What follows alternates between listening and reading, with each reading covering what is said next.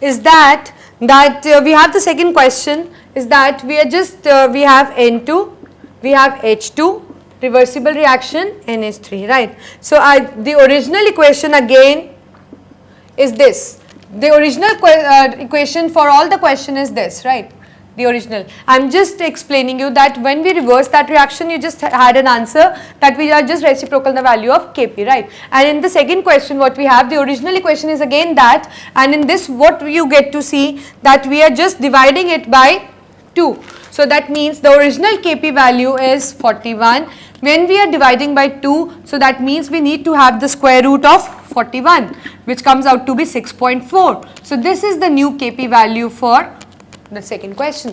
So that means if you are dividing this original equation by 2, so that means we are getting a square root of the Kp value, that is the square root 41, which comes out to be 6.4 on solving, right. So similarly we have one more, again it is an original equation, and we write that we have the another equation, right. So what difference do you get to see in that of this equation? It is just that we have multiplied this equation with 2, because here is N2 and here is 2N2, here is 3H2, and by multiplying 3 with 2 we have 6H2. Again it has 2NH3, by multiplying it with 2 we have 4NH3, right. So that means we have just multiplied the equation with 2. So we know that whenever we multiply the original equation with any operator, we need to operate the Kp as well, right. So we will be just because it is multiplied by 2, so the original value of Kp is 41. So what we will do, we will just square the 41, right, which it is going to come out to be, it will come out to be 1681. So this is how you are going to perform the reactions, that when the chemical reaction has been operated in by certain factor, you need to operate the Kp as well, right. So this is, I think it's very simple. So again I am repeating, when you are reversing the reaction, the you can say the Kp value or Kc value just gets reversed, right. It becomes, if it is 1 by x, it becomes x, if it is x, it becomes 1 by x, right. So simple. So and the second one, if you are dividing it by any factor, so just have a square root of that value, right. And if you are multiplying this any factor, then just multiply it with the, just get the, you can say square of that value or the cube of that value, depending upon that with which factor you are multiplying the equation. So this is how you are going to explain, or you can I can say that you have to find the value for the Kp or the Kc from the original reaction, just looking at that how the chemical equation is being operated. And once you will know that how it is being operated, it's so simple because you know the characteristics, so you can easily solve for the new value, that by looking at that how it is being operated, right. So the next, now we are doing, that is the application of equilibrium, right. Now we know the how to write the Kc value, we know that how to, you can say what are the characteristics of the equilibrium, when what is to be neglected, what is to be taken one, you know everything, right. Now we know everything, now where we will be applying this K value, what information does this K value is going to give us, right. So the first application is that it is going to help us to know the extent of reaction. It will help us to know the extent of reaction. So now, or moreover, we'll just list, I'll just list the application, then we'll be discussing it one by one, right. Second, it helps us to know that in which direction reaction will proceed.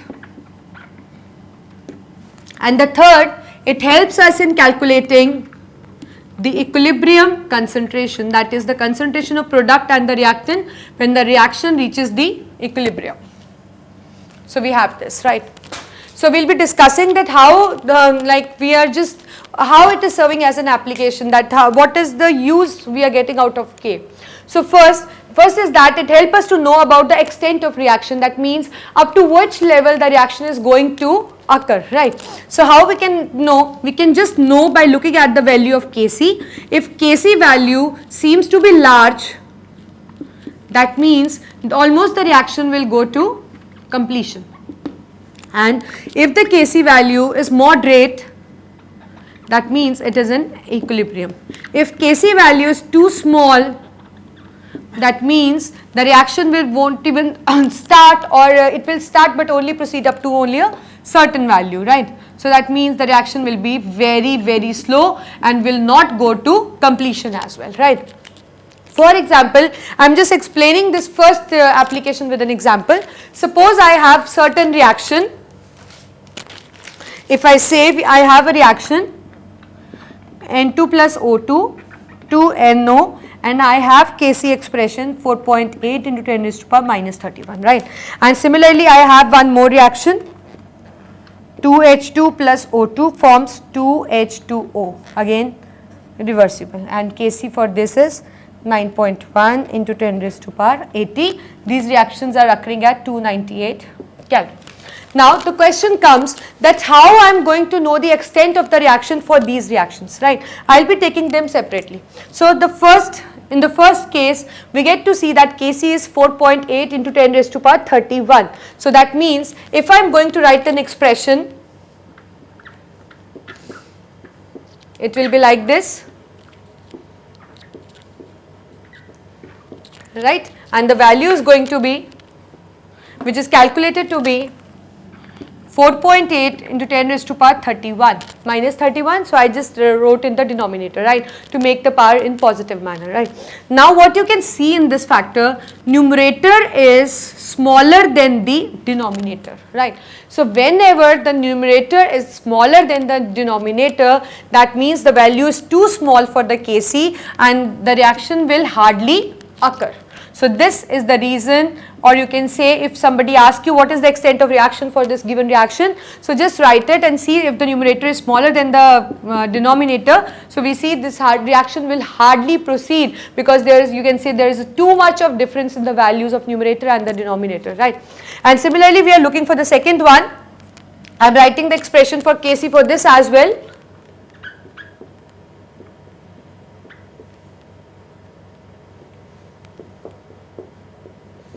So I am writing for this equation as well, and this value comes out to be 9.1 into 10 raised to power 80 and 1, because here the power was in minus, that is why I wrote in the denominator, but here the power is already in positive, right. So I cannot transform into the denominator. So as you can see that the denominator is 1 and the numerator is 9.1 into 10 raised to power 80. So that means it has a good value. So that means the reaction will go to, has a tendency for the completion, that means it may complete, right.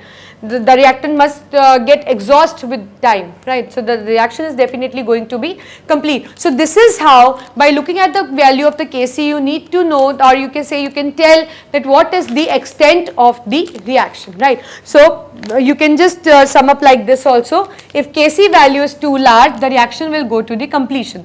If the Kc value is moderate, now what is that moderate value? Which value will be considering the moderate? That will be between 10 raised to power minus 3 to 10 raised to power 3. If the value lies between 10 raised to power minus 3 to 10 raised to power 3, so that means the reaction is at equilibrium, right. And if the Kc appears to be too small, that means the reaction will hardly occur. So this is the first application, that how you are going to tell that what is the extent of the reaction, or up to what extent the reaction is going to take place, right.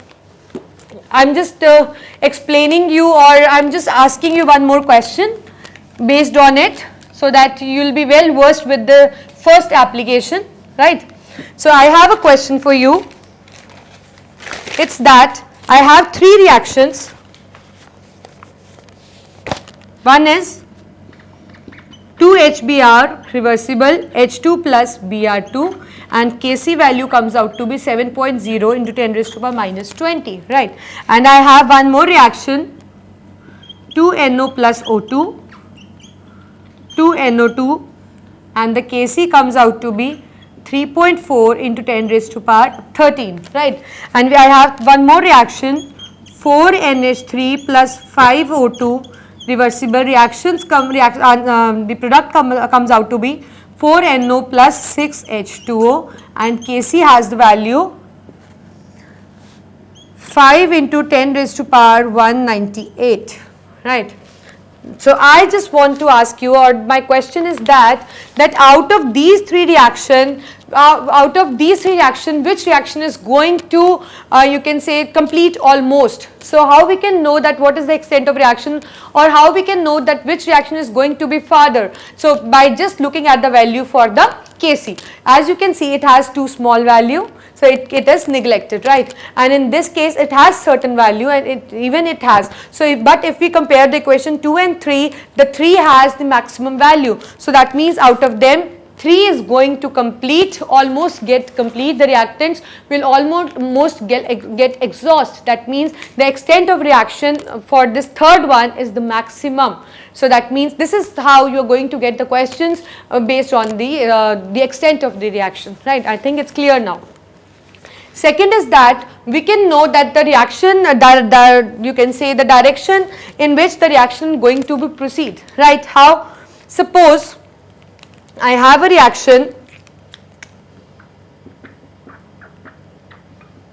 this, right? If the reaction is still occurring and I don't know that whether the equilibrium is being achieved, or we have just crossed the equilibrium, or we are at initial stage, I don't know that, right? So what I'm doing is I've just started the reaction, and after a few minutes I'm just checking the concentration which are present at that specific period of time. And we know that when we check the concentration at that specific period of time, that is given by concentration quotient, right, which is written in the same way as Kc is written,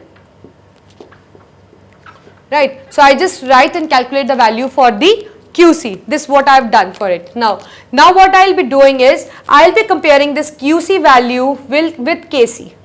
So I will get three kind of results. I can get either the Qc value is equal to Kc, or I can have